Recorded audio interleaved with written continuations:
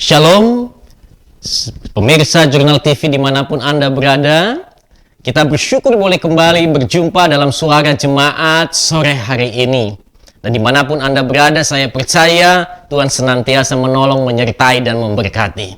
Sebelum kita masuk dalam suara jemaat, dalam renungan kebenaran firman Tuhan, saya ajak setiap kita, dimanapun Anda berada, untuk kita memulai di dalam doa. Mari kita berdoa. Bapa, kami bersyukur untuk sore hari ini, bersyukur buat kebaikan dan kemurahan Tuhan yang ajaib dalam kehidupan kami. Terlebih kami Tuhan boleh melewati hari lepas hari dalam perlindungan Tuhan. Dan di saat sore ini kami kembali mendengarkan kebenaran firman-Mu. Berbicaralah untuk setiap kami ya Tuhan, sebab kami perlu firman-Mu. Firman-Mu lah yang akan menguatkan iman kami. Firman-Mu lah yang akan mengubah hidup kami. Kami perlu firman-Mu.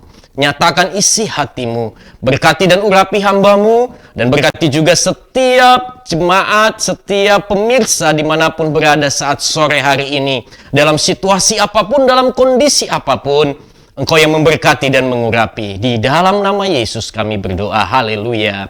Amin. Ya, puji Tuhan. Saat sore hari ini saya sampaikan firman Tuhan Bapak Ibu dengan judul Orang bijak hidup dalam damai. Bapak Ibu Saudara sekalian, tentu kedamaian itu adalah sesuatu yang sangat diharapkan oleh setiap orang. Ada ungkapan bijak berkata bahwa satu orang musuh itu lebih dari cukup. Tetapi 1000 sahabat itu kurang. Jadi Bapak Ibu Saudara sekalian, kalau kita punya musuh, kita punya persoalan, konflik, perseteruan dengan orang lain, saya percaya kita tidak menyukainya. Dan konflik atau perseteruan itu bisa terjadi di mana saja. Sesungguhnya kita ingin ada damai dalam hati kita. Bahkan kita sendiri bisa konflik dengan diri kita. Kita sering menyalahkan diri kita. Oh, mengapa aku lahir di sini? Kadang-kadang kita tidak bisa menerima hidup kita. Mengapa rambut saya keriting? Mengapa kulit saya hitam? Ada konflik dalam diri kita. Mengapa aku dilahirkan sebagai seorang pria? Atau mengapa aku dilahirkan sebagai seorang wanita? Ada konflik dengan diri sendiri. Bapak Ibu, selain konflik dengan diri sendiri, kita juga seringkali menghadapi konflik di tengah-tengah keluarga. Orang tua konflik dengan anak-anaknya. Suami konflik dengan istrinya. Bahkan hari-hari ini di tengah pandemi corona, ada berita yang menyatakan bahwa justru di tengah wabah virus corona ini, justru banyak keluarga yang berantakan. Suami diceraikan oleh sang istri. Mengapa? Karena suami di PHK. Masalah ekonomi membuat keluarga menjadi berantakan dan hancur. Padahal sesungguhnya setiap keluarga ingin ada damai di dalamnya. Di tengah-tengah masyarakat kita bisa lihat ada perang antar desa, perang antar RT, perang antar suku, perang antar bangsa. Wah, Bapak Ibu, tentu ini bukanlah yang kita inginkan. Tetapi hari ini kita menyaksikan di mana-mana kita sulit untuk menemukan damai. Oleh karena itu sore hari ini kita akan belajar apa kata firman Tuhan. Bagaimana kita bisa menjadi orang bijak dan hidup dalam damai. Saya ajak Bapak Ibu Saudara sekalian untuk membuka kebenaran firman Tuhan dari Mazmur 85. Mazmur 85 ayatnya yang ke-9 firman Tuhan berkata, Aku mau mendengar apa yang hendak difirmankan Allah, Tuhan. Bukankah ia hendak berbicara tentang damai kepada umatnya dan kepada orang-orang yang dikasihinya, supaya jangan mereka kembali kepada kebodohan? Satu teks ini akan kita pelajari. Apa sebenarnya kebenaran-kebenaran firman Tuhan yang ingin mau disampaikan agar kita menjadi orang bijak? Agar kita tidak menjadi orang-orang yang bodoh dikatakan dalam firman ini. Agar kita tidak hidup lagi dalam kebodohan. Yuk kita tinggalkan. Mari kita cari tahu Bapak Ibu Saudara sekalian. Bagaimana kita mewujudkan damai. Firman Tuhan yang pertama yang harus kita pahami adalah kenallah Tuhan dan kehendaknya. Kenallah Tuhan dan kehendaknya. Ayat 9a berkata, aku mau mendengar apa yang hendak difirmankan Allah Tuhan. Jadi Bapak Ibu Saudara sekalian, kalau kita mau hidup dalam damai, kita juga mau menjadi pendamai, hal pertama yang harus kita pahami adalah kenallah kehendak Tuhan dan Tuhan itu sendiri. Apa yang Tuhan kehendaki? Apa yang Tuhan mau? Siapa Tuhan kita? Tuhan kita adalah Tuhan Sang Juru Damai. Dia yang mendamaikan kita. Yesus datang ke dalam dunia ini mendamaikan kita dengan Tuhan. Manusia telah jatuh di dalam dosa, Bapak Ibu Saudara sekalian. Karena itu Tuhan murka atas hidup kita. Tetapi Yesus lahir di momen Natal yang sering kita rayakan untuk mendamaikan kita dengan Bapa di surga. Supaya kita beroleh keselamatan. Supaya kita beroleh damai sejahtera. Oleh karena itu, Bapak Ibu, mari kita belajar siapa Tuhan kita. Yesus, dialah Sang Juru Damai. Dia datang ke dalam dunia ini untuk mendamaikan. Jadi Tuhan yang kita sembah adalah Tuhan pembawa damai. Dia bukan Tuhan yang ingin menghancurkan hidup kita. Ya memang, ada firman Tuhan yang berkata, aku datang dan aku akan memisahkan anak dengan orang tua. Oh, apa maksudnya? Yesus datang membawa damai. Yang membawa kabar baik, kabar gembira. Tetapi seringkali ketika kita mengambil posisi untuk menjadi juru damai, kita punya tantangan. Kadang-kadang orang tidak suka ketika kita ingin membawa damai. Kadang-kadang kita ingin berbuat baik. Tetapi banyak orang yang tidak setuju dengan kebaikan kita. Sehingga mereka mungkin menjadi tidak suka dengan kita. Ketika kita hidup dalam kebenaran, mereka tidak menyukai apa yang kita lakukan. Bukan berarti kita tidak ingin damai. Tetapi justru karena kita ingin damai, banyak orang yang memusuhi kita. Yesus datang ke dalam dunia membawa damai. Tetapi Yesus justru tidak disukai. Itulah tantangan menjadi pembawa damai. Tapi bukan berarti kita harus kalah. Kita harus tetap berdiri teguh sebagaimana Yesus tetap dalam prinsipnya, Yesus dalam kebenarannya tetap hidup di dalam damai. Bapak Ibu Saudara sekalian, bagaimana ajaran Yesus? Kita harus tahu kita adalah anak-anak Tuhan. Kita disebut Kristen. Orang Kristen. Kristen artinya pengikut Kristus. Berarti pengikut Kristus adalah orang-orang yang percaya kepada Yesus dan melakukan hidup dalam ajarannya. Apa ajaran Yesus? Apa ajaran Kristus? Yang utama ajaran Kristus hanya ada dalam satu kata. Intisari dari ajaran Yesus satu kata. Apa itu? Kasih. K-A-S-I-H. Jadi Bapak Ibu Saudara sekalian, ini menjadi penting. Apa ajaran Yesus? Kasih. Kasih bicara bagaimana kita hidup berdamai dengan orang lain.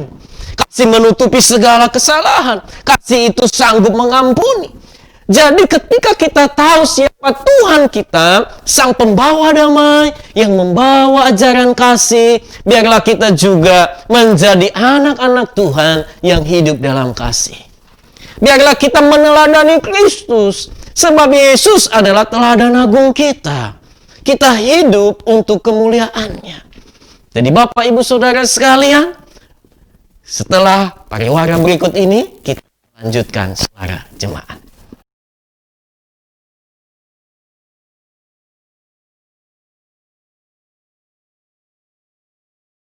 Menjadi pembawa damai, dan kita juga memiliki damai dalam hidup ini, biarlah kita mengenali apa kehendak Tuhan, dan kita juga mengenal siapa Tuhan kita, dan kita tahu apa yang Ia kehendaki. Apa yang Ia kehendaki, saya coba baca teks ini kembali Bapak Ibu, ayatnya yang bagian B, 9b, Mazmur 85 bagian B, bukankah ia hendak berbicara tentang damai kepada umatnya dan kepada orang-orang yang dikasihinya? Jadi Bapak Ibu Saudara sekalian, di sini jelas mengatakan apa yang Tuhan kehendaki. Tuhan menghendaki damai. Damai di tengah-tengah umatnya. Damai juga di dalam kehidupan kita. Jadi jikalau hari ini engkau memiliki konflik, engkau berseteru dengan sesamamu, dengan sahabatmu, dengan tetanggamu, dengan orang tuamu, dengan anakmu, dengan kakek nenekmu, mari kita renungkan. Oh, ini tidak sesuai dengan apa yang Tuhan mau. Tuhan ingin supaya kita bisa berdamai dengan diri kita, menerima diri kita apa adanya. Dan mari kita hidup dalam ajarannya kasih.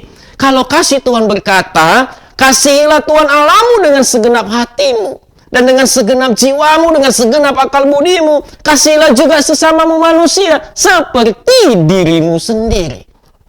Jadi kedamaian itu berbicara tentang kita berdamai dengan diri kita, berdamai dengan sesama, berdamai juga dengan Tuhan. Pak, kalau saya misalnya lagi tidak ada kedamaian dengan Tuhan, apa yang saya lakukan? Mari hampiri Tuhan. Yohanes 1 ayat 9 berkata, jikalau engkau mengaku dosamu, maka ia akan mengampuni engkau. Hampiri Tuhan dan berkata, Tuhan ampuni aku jikalau aku bersalah di hadapanmu. Minta pengampunan. Dan Tuhan, Allah yang maha kasih, Allah pengampun itu, ia akan mengampuni. Dan damai sejahtera akan ia limpahkan dalam hatimu. Jadi kalau engkau berseteru dengan sesamamu manusia, apa yang kau lakukan? Oh, mari engkau adakan rekonsiliasi. Engkau bisa datang menghampirinya, engkau minta maaf. Teman, maafkan saya. Teman, maafkan kesalahan saya. Saya telah melukai hatimu. Saya telah mengkhianatimu. Ampuni saya, maafkan saya. Ketika kita sudah menyampaikan permohonan maaf, percayalah, damai di hati kita. Jadi Bapak Ibu Saudara sekalian, mari kita lakukan ajaran Tuhan. Kasihi Tuhan Allahmu, kasihi sesamamu, dan seperti engkau mengasihi dirimu sendiri. Kita lihat hal yang kedua. Yang kedua adalah supaya kita bisa hidup dalam damai. Kenal umatmu, kenal sesamamu. Siapa sesamamu? Sesamamu adalah ciptaan Tuhan. Kita dengan sesama kita itu sederajat. Pak, tapi dia beda warna kulitnya. No problem. Kulit boleh berbeda, tapi dia ciptaan Tuhan. Pak, rambutnya berbeda, aku lurus, dia keriting. Bukan masalah, kita ciptaan Tuhan.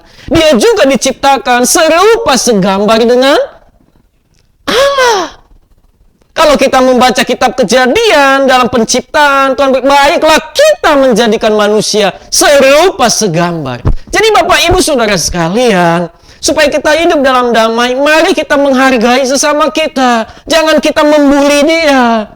Hari-hari ini kalau kita lihat di medsos, waduh, kita seringkali melihat bagaimana seseorang membuli orang lain dan kemudian kita tertawa. Nah, mari kita belajar. Kalau kita mau menjadi orang bijak, maka kita mau hidup damai dengan orang lain.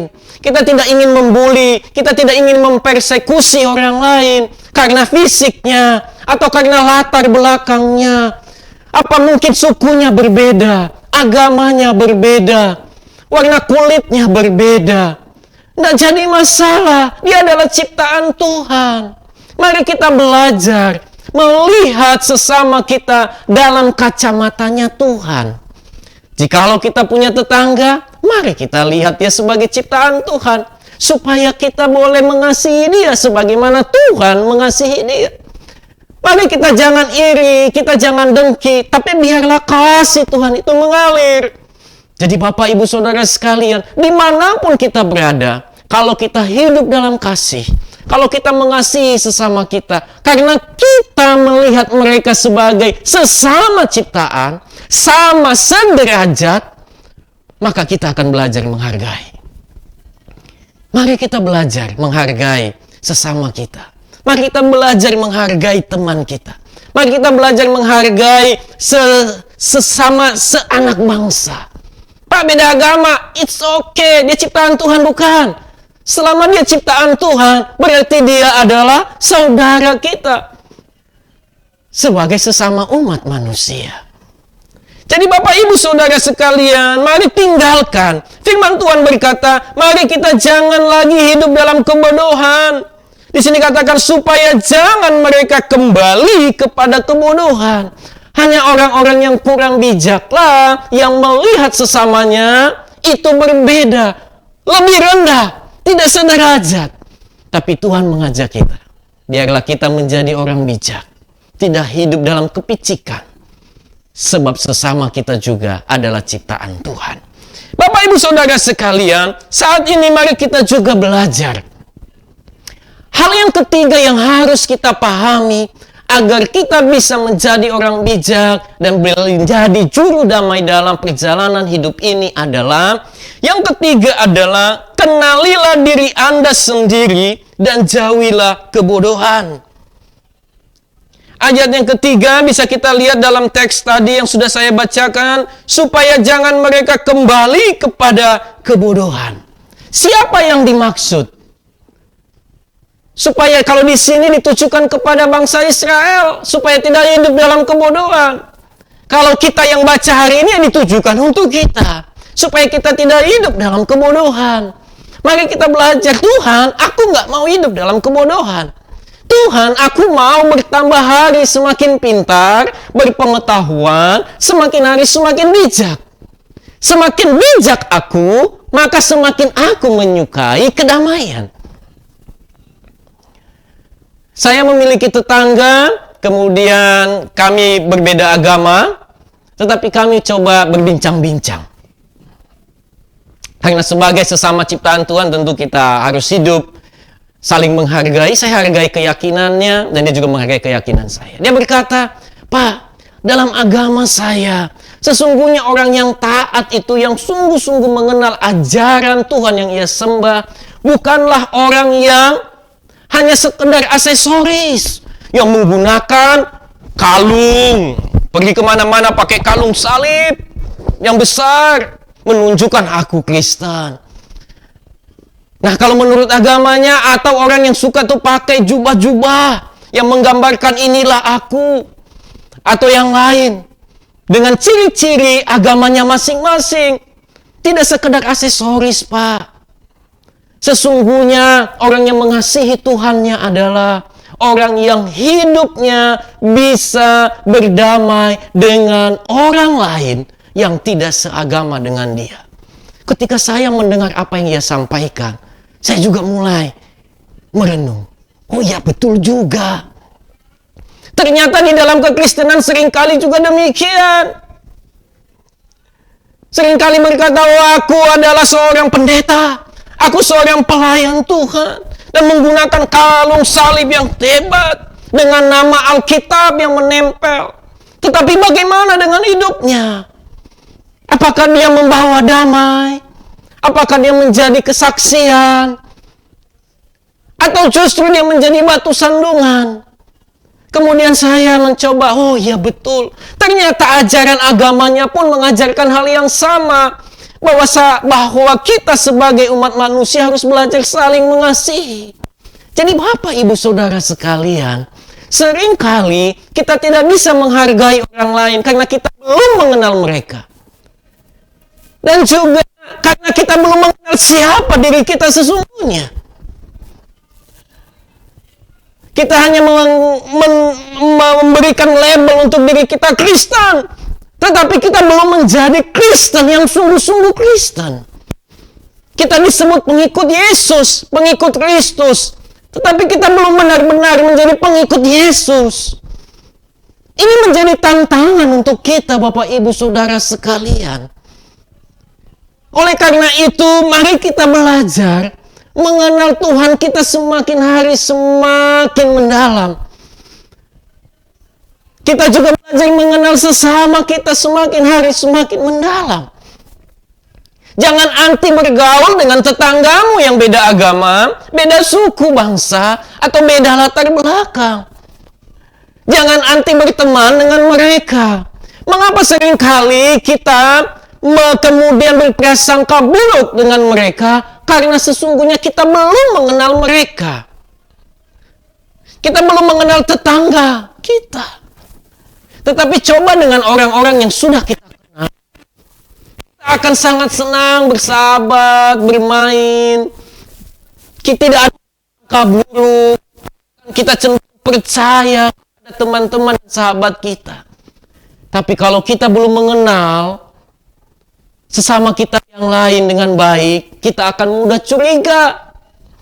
Kita akan mudah berprasangka buruk dengan mereka. Dan inilah yang akan menimbulkan konflik. Inilah yang akan membuat kita tidak memiliki damai. Dan justru menambah musuh dalam hidup kita. Jadi Bapak Ibu Saudara sekalian, dengan mengenal sesama kita, kita akan semakin bisa mengasihi. Dan yang poin yang ketiga, kita juga harus belajar mengasihi diri kita. Pak Yamo, bagaimana kita mengasihi diri kita? Pak, kalau kita mengasihi diri kita, maka kita akan menambahkan pengetahuan atas hidup kita. Orang yang sayang sama dirinya, orang yang sayang kepada dirinya, adalah orang-orang yang mau menjaga kesehatan dirinya. Baik kesehatan fisiknya, maupun kesehatan emosionalnya, serta kesehatan rohaninya. Kita harus mengenal, pengetahuanku kurang. Banyak yang aku belum mengerti, sekarang harus apa-apa online. Ibadah online, belajar online, kerja online. Mau nggak mau kita belajar. Kalau kita mengasihi diri kita, kita akan belajar. Bagaimana ya ibadah online? Bagaimana ya belajar online? Bagaimana ya supaya kita bisa kreatif, inovatif menggunakan medsos? Tuhan, akhirnya aku di PHK. Gimana ya supaya aku dapat penghasilan? Ayo, gunakan media sosial, media online. Untuk apa?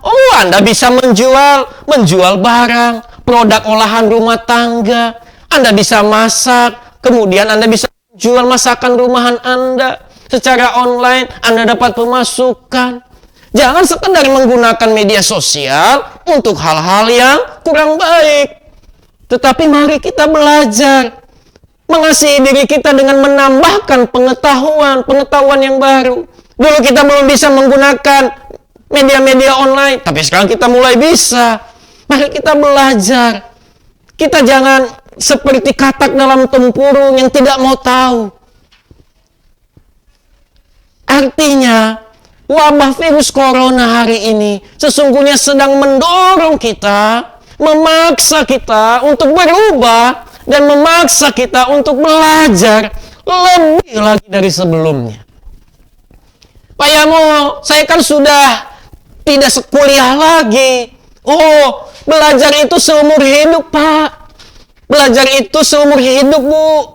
Bahkan kakek nenek hari ini masih hidup, mereka juga perlu belajar. Karena belajar itu seumur hidup. Tidak hanya ketika duduk di bangku sekolah, di bangku kuliah, tidak. Tapi dengan hari ini kita diajar untuk belajar dari rumah, sesungguhnya sedang mendorong kita, yuk, milikilah filsafat hidup, belajar sampai Tuhan memanggil kita. Kita akan lanjutkan lagi Bapak Ibu Saudara sekalian setelah kita melihat pariwara berikut ini.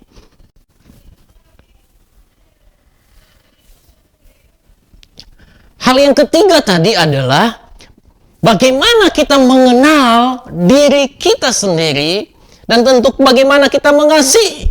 Secara kesehatan, hari-hari ini kita harus belajar mengasihi diri kita. Jaga kesehatan, jangan lupa pakai masker. Kemana-mana jangan lupa bawa hand sanitizer.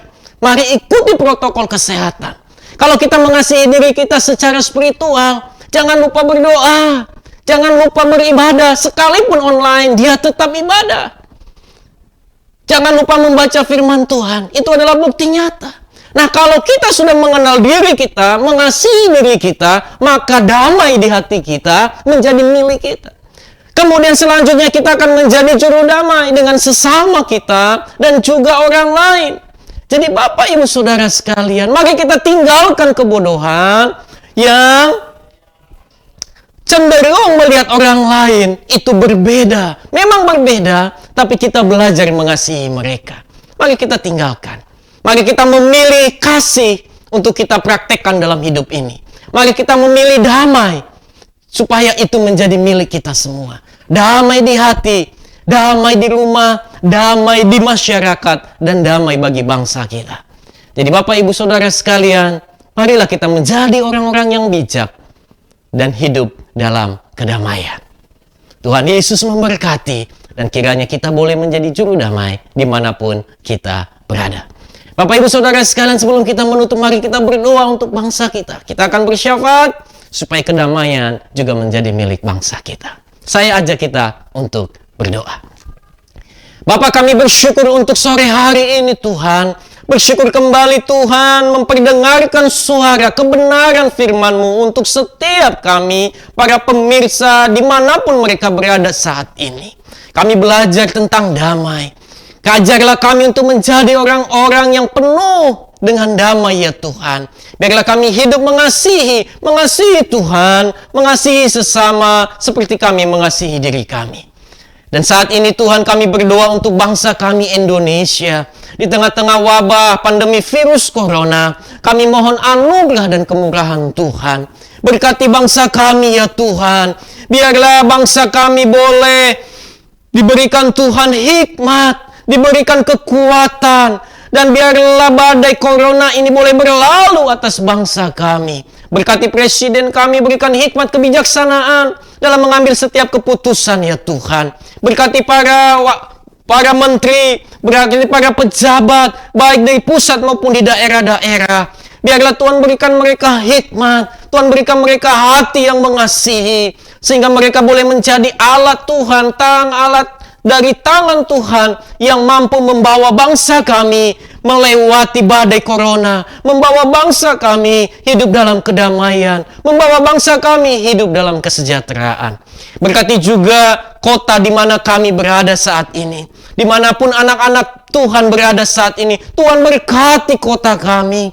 Biarlah damai sejahtera Tuhan ada atas kota kami. Khususnya kota Palangkaraya Tuhan. Biarlah kiranya Tuhan memberkati kota ini. Penuhi dengan damai sejahtera Tuhan. Berkati juga anak-anak Tuhan dimanapun mereka berada saat ini. Jikalau ada yang berseteru, ada yang hidup dalam konflik. Oh, hamba-Mu ini berdoa di dalam nama Yesus. Biarlah Tuhan berikan kasih ilahi dalam hati mereka. Biarlah mereka mengambil keputusan untuk berdamai. Biarlah mereka mengambil keputusan untuk memberikan pengampunan buat orang-orang yang melukai hati mereka. Sehingga sungguh terjadi pemulihan dalam kehidupan keluarga anak-anak-Mu dimanapun mereka berada saat ini. Ada damai dalam kehidupan keluarga. Ada damai dalam kehidupan bergereja. Ada damai dalam kehidupan rumah tangga. Dalam kehidupan pekerjaan dan pelayanan. Dan ada damai di kota dan di bangsa kami Indonesia. Dan berkati juga Jurnal TV ya Tuhan. Biarlah boleh terus menjadi saluran Tuhan, menjadi berkat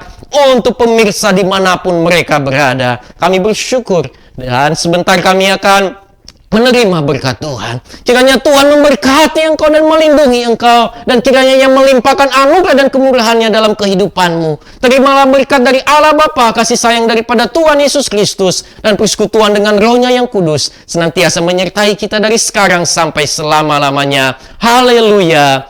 Amin.